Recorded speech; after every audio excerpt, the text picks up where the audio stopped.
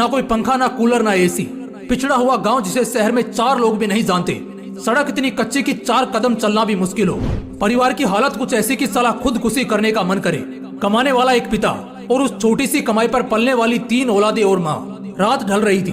पूरा गांव एकदम गर्मी से परेशान, इस करवट से उस करवट, बस करवटें बदलकर अपनी नींद पूरी कर रहा था। लाइट्स तो छोड़ो, एक मोमबत्ती का होना भी मुश्किल था। लेकिन तभी उसी गांव के एक झोंपड़े के मकान में एक छोटी सी लालटेन जल रही थी, जिससे कुछ 3 मीटर दूर एक जवान लड़का पसीने से भीगा हुआ अपनी किताबों को रटे जा रहा था। वो पसीने से पूरा भीग चुका था। ऐसा लग रहा था उसने पसीने से नहा लिया हो। लेकिन फिर भी उसको देखकर जरा सा भी ऐसा नहीं लग रहा था कि उसको गर्मी लग रही है या अंधेरा और पसीना उसे परेशान कर रहा है। वो बस पढ़ते जा रहा था। वो किताबों में कुछ इस कदर खोया था कि उसे बस पढ़ना ही समझ आ रहा था। उसे आग के गोले जैसी गर्मी और पसीने से कोई फर्क नहीं पड़ रहा था। रात के 12 बजे, फिर 1, फिर 2 और अब 3 बज चुके थे। ना जाने वो लड़का कब से पढ़ने बैठा था, लेकिन अब तक पढ़ रहा था। तभी अचानक पूरे कमरे में अंधेरा छा जाता है।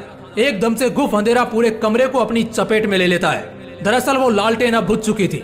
उस लड़के के मन में क्या चल रहा होगा उस वक्त, क्या आप बता सकते हो?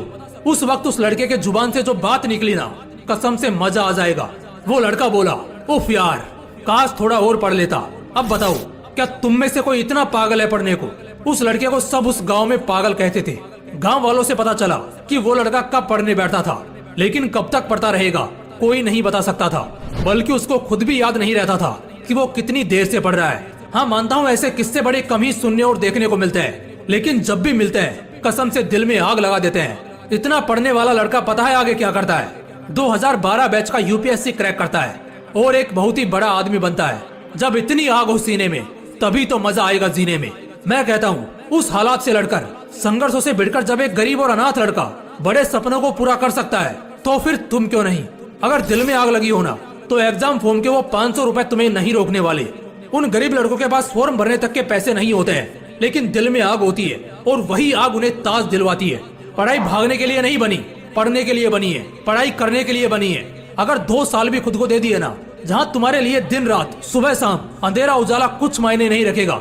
मायने रखेगी तो सिर्फ एक चीज कि बस बहुत हो गया, अब सिर्फ और सिर्फ पढ़ना है, चाहे कुछ भी हो जाए, बस पढ़ना है। वैसे इसके लिए खुद को उकसाना नहीं है और ना कोई जबरदस्ती करनी है। बस अपने दिमाग को और अपने मन को समझाना है पढ़ने के लिए। पढ़ना है तो सिर्फ इसलिए क्योंकि ये मेरा हक है, मेरा गर्व है। कल मेरा हथियार बनेगा और इसी से मेरा कल चमकेगा।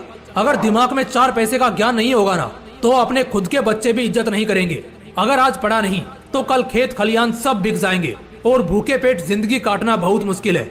बार बार कह रहा हूँ, सब छोड़ दो, सब बातों को भुला दो। दिलो दिमाग में बस एक बात साफ रखो, अब मजा करना है पढ़ते वक्त। इतना पढ़ना है कि साला लोगों को लगने लगे कि कहीं पागल तो नहीं हो गया ये। तुम्हें ये तो मालूम ही है कि यही पागलपन वाली मेहनत ने लाखों घर बसाए हैं, लाखों जिंदगियां बनाई हैं, लाखों लोगों की किस्मत चमकाई है। अगर उस बुलंदी पर पहुंचना ही सिर्फ एकमात्र मकसद होगा ना, तो कसम से वो तुम्हें झक मार कर मिलेगा। लेकिन उन सबसे पहले, उस उजाले के कल से पहले आज तुम्हें पढ़ना होगा। इतना पढ़ना होगा, इतना पढ़ना होगा कि किताबें तुमसे थक जाएं, लेकिन तुम्हारा हौसला ना थके। मजा आने लगेगा यार। बस 2 से 5 दिन भी दिमाग लगाकर कुछ पढ़ लिया ना, तो फिर दुखी आत्मा या भटकती आत्मा नहीं रहोगे, बल्कि बवाल आदमी बनकर निकलोगे। अगर दिल में आग लगी हो तो वीडियो को लाइक और शेयर करना, और अगर चैनल को अभी तक सब्सक्राइब नहीं किया है तो सब्सक्राइब करके बेल आइकन भी जरूर प्रेस कर लेना। मिलते हैं इसी